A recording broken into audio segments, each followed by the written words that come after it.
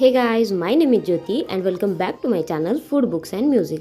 आज आपण बनवणार आहे महाराष्ट्राचे ऑथेंटिक असे धपाटे, पण अगदी 2 ते 3च आपण वस्तू वापरायच्या आहेत आणि हे असे बनवायचे आहेत। त्यासाठी माझ्याकडे इथं धपाट्याचं पीठ आहे ना, हे माझ्या बहिणीनं दिलेलं तयार आहे।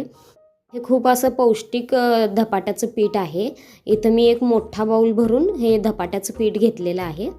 इथं हे असं खूप लोक खूप दिवसांचं असं महिन्याचं धपाट्याचं पीठ करून ठेवतात। यामध्ये एक वाटीभर मी कोथिंबीर घेतलेली आहे आणि एक 2 टेबलस्पून खरडा घेतलेला आहे, तो यामध्ये घातला आणि चवीपुरतं मीठ यामध्ये ॲड करूया आपण।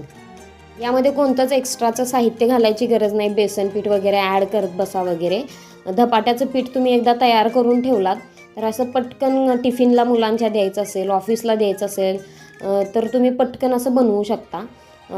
या पिठाचं ना असं सैल असं पीठ मळून घ्यायचं। याचं खूप घट्ट करायचं नाही, आपल्याला धपाटे थापता यायला पाहिजेत। असं मऊसूद पीठ मळून एक 15 मिनटं थांबायचं आणि असं छानसं असं थापून घेऊया याचं।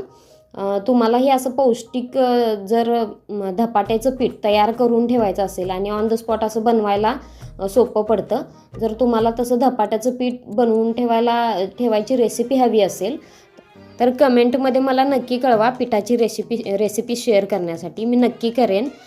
खूप छान आणि पौष्टिक असं त्यामध्ये सगळं ओवा वगैरे घालून।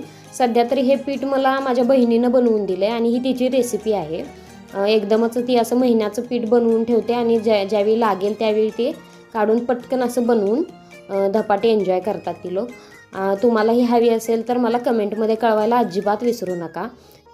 असं हे धपाटं तव्यात टाकून घ्यायचं आणि मागच्या बाजूने असं पाणी लावायचं, म्हणजे ते धपाटं तव्यामध्ये छानसं असं सुटतं। माझ्या खूप साऱ्या धपाट्यांच्या रेसिपी आहेत। भोपळा धपाटं, मेथी धपाटं, साधा धपाटा, ह्या सगळ्याचं माझ्या चॅनलवर अवेलेबल आहेत रेसिपी, त्यास नक्की जाऊन बघा।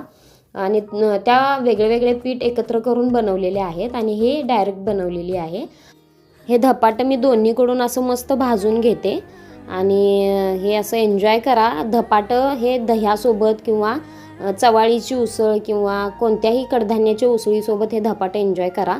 चॅनलला सबस्क्राईब केलं नसेल तर नक्की करून घ्या, लाईक करा, शेअर करा, कमेंट करून मला नक्की कळवा रेसिपी कशी वाटली।